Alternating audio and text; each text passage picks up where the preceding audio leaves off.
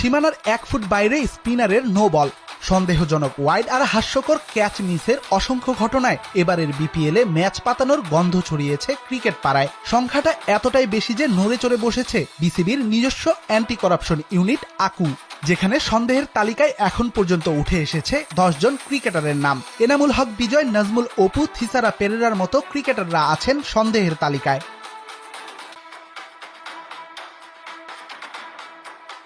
এখন টেলিভিশনের হাতে এসেছে ফিক্সিং কাণ্ডে সন্দেহের তালিকায় থাকা সেসব ক্রিকেটারের নাম আর ম্যাচ তালিকা।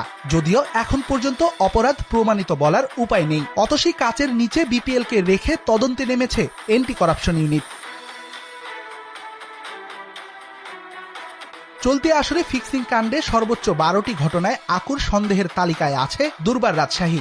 সমান সংখ্যক ঘটনায় তালিকায় আছে ঢাকা ক্যাপিটালসও। সিলেট স্ট্রাইকার্সের দিকে সন্দেহ 6টি ঘটনায়, আর তালিকার আরেক নাম চিটাগাং কিংস, যাদের নামের পাশে আছে 2টি সন্দেহজনক ম্যাচ পাতানোর অভিযোগ।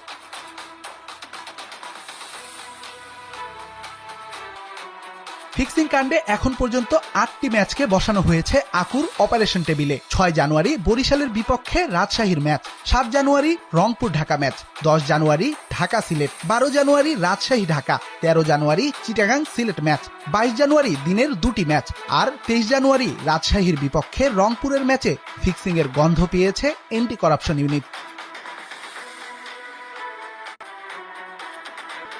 এবার আসা যাক সন্দেহের তালিকায় থাকা খেলোয়াড়দের নাম। তালিকায় সর্বোচ্চ 3টি ঘটনায় ফিক্সিং সন্দেহে আছেন এনামুল হক বিজয়, থিসারা পেরেরা, পেসার শফিউল আলম ও মোহর শেখ। 2টি ঘটনায় সন্দেহ আলামিন হোসেন, আলাউদ্দিন বাবু, আরিফুল হক, শুভম রাঞ্জানের দিকে। 1টি করে ঘটনায় সন্দেহের তালিকায় আছে নাজমুল ইসলাম অপু ও মোহাম্মদ মিথুন আলীর নাম। ওয়াইড হচ্ছে কোথায়? বলটা ওয়াইড করতেছে, পাশের পিছে বল পড়ছে এবং পাশের পিছের অনেকটা অংশে চলে যাচ্ছে, তাই না? এটা প্রশ্নই আসে।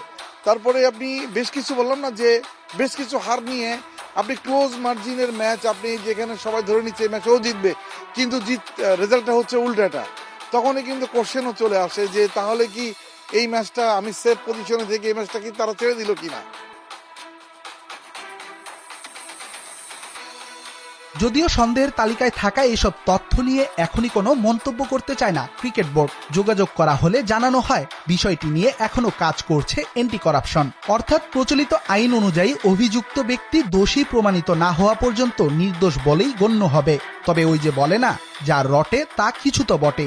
আর যদি তাই হয় তবে এমনও দেখা যেতে পারে ফিক্সিং কাণ্ডে নাম এসেছে দেশের তারকা ক্রিকেটারদের, যারা এখনো খেলছেন লাল সবুজ জার্সি গায়ে, তাও আবার প্রধান চরিত্রে।